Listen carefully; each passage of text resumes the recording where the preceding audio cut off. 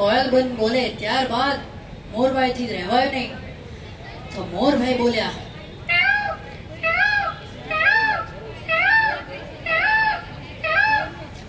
અને મોરભાઈ બોલ્યા પછી કબૂતરના બચ્ચાને ઈર્ષા આવી.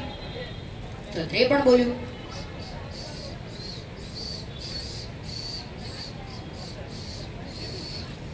અને તે બોલ્યા પછી ત્યારબાદ હોલી બધા પક્ષીઓને ધમકાવે.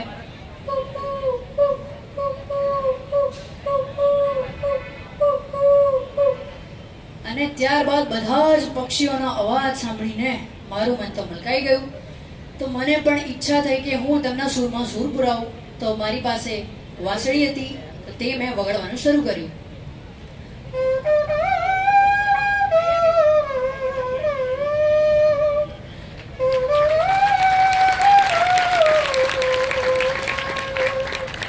અને ત્યારબાદ વાંસળી વગાડીને સવારના બધા જ કાર્ય પતાવીને હું ટ્રેન પકડવા માટે રેલવે સ્ટેશન ગયો. અને ત્યાં મને એક અમેરિકન છોકરી મળી. તો મેં તેને કીધું હાય. હાય. Hi, how are you? Oh, I'm good. Where are you going, by the way? I'm going to my college. Oh, I'm going to also my college. Okay, so let's go.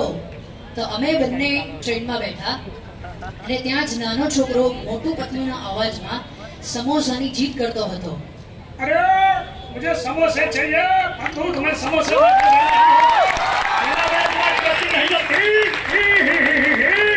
અને ત્યારબાદ રમેશભાઈ આવ્યા. मसाले वाली दाल, शरारी दाल, चटपटे रास्ते वाली दाल, नींबू मसाले वाली दाल. અને ત્યારબાદ મારું સ્ટેશન આવ્યું. અને ત્યારબાદ હું કોલેજમાં ગયો. અને કોલેજમાં ગયો અને મોડું ધોવા માટે ગયો, પણ ત્યાં ટાંકીમાં પાણી નહોતું. તો નળમાંથી અવાજ આવ્યો.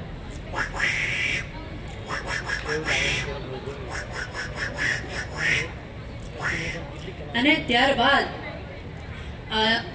મારા કોલેજના બધા જ કાર્ય પતાવીને હું પાછળ ગયો, કે પાછળના ગાર્ડનમાં ગયો. ત્યાં તો બિલાડી બેન બોલ્યા.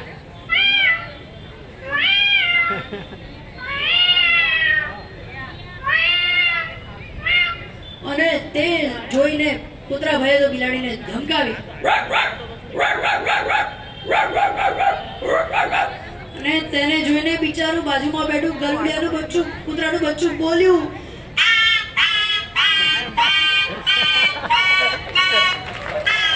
અને ત્યારબાદ તે બતાવીને હું પાછો પરત ફર્યો ઘરે. ત્યારે હું બસમાં બેઠો. ત્યાં મેં મારું બ્લૂટૂથ ચાલુ કર્યું. Bluetooth mode play by USB drive. અને ત્યારબાદ મેં હિમેશ રેશમિયાનું ગીત ચાલુ કર્યું.